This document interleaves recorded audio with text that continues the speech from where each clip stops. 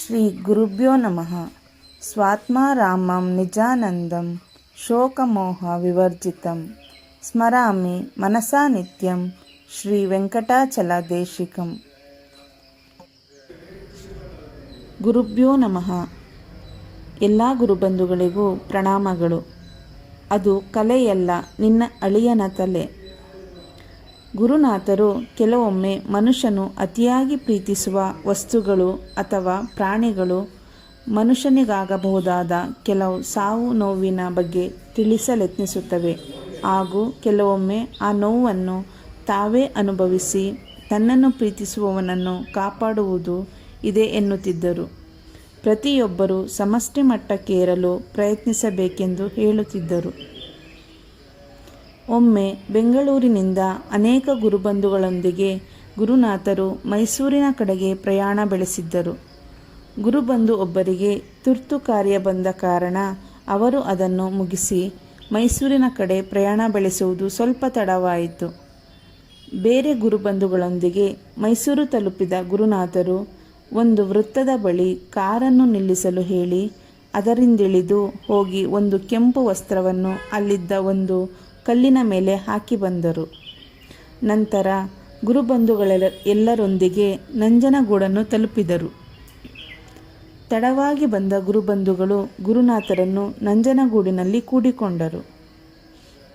ನಂಜನಗೂಡಿನಿಂದ ಎಲ್ಲ ಕಾರ್ಯಗಳನ್ನು ಮುಗಿಸಿ ಎಲ್ಲ ಗುರುಬಂಧುಗಳು ಅವರವರ ಬಂದ ಕಾರಿನಲ್ಲಿ ಹಿಂದಿರುಗಲು ಕುಳಿತಾಗ ಗುರುನಾಥರು ಕೊನೆಯ ಕ್ಷಣದಲ್ಲಿ ತಡವಾಗಿ ಬಂದಿದ್ದ ಗುರುಬಂಧುವಿನ ಕಾರಿನಲ್ಲಿ ಕುಳಿತರು.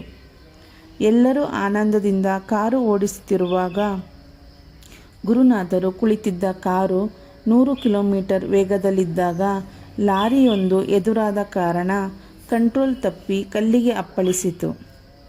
ಕಾರು ಸಂಪೂರ್ಣ ಜಖಂ ಆಗಿತ್ತಾದರೂ ಓಡಿಸುತ್ತಿದ್ದ ಗುರುಬಂಧುವಿಗೆ ಕೂದಲು ಕೊಂಕುವಷ್ಟು ಗಾಯಗಳಾಗಲಿ ನೋವಾಗಲಿ ಆಗಿರಲಿಲ್ಲ.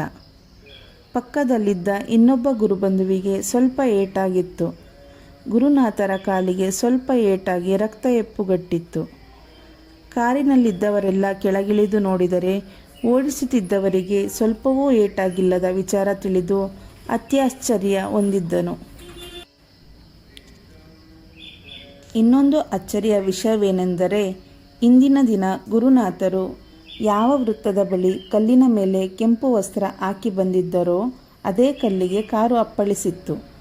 ಕಾರನ್ನು ಮೆಕ್ಯಾನಿಕ್ ರಿಪೇರಿಗೆ ತೆಗೆದುಕೊಂಡು ಹೋದ ನಂತರ ಗುರುನಾಥರು ಕಾರು ಓಡಿಸುತ್ತಿದ್ದ ಗುರುಬಂಧುವಿಗೆ, ನಿನ್ನೆ ನಾವು ಕಾರಲ್ಲಿ ಹೋಗುವಾಗ ಈ ಕಲ್ಲಿನ ಮೇಲೆ ನಿನ್ನ ಅಸ್ಥಿಪಂಜರದ ದರ್ಶನವಾದ ಕಾರಣ ಕೆಂಪು ವಸ್ತ್ರವನ್ನು ಅದರ ಮೇಲೆ ಹಾಕಿದ್ದೆ ಎಂದರು.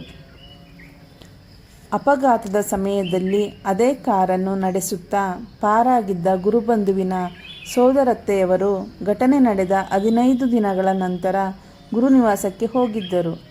ಆಗ ಗುರುಗಳ ಪಾದದಲ್ಲಿ ಆಗಿದ್ದ ನೀಲಿಗಟ್ಟಿದ ಕಲೆ ಏನೆಂದು ಕೇಳಿದಾಗ, ಅದು ಕಲೆಯಲ್ಲ, ನಿನ್ನ ಅಳಿಯನ ತಲೆ ಎಂದರಂತೆ.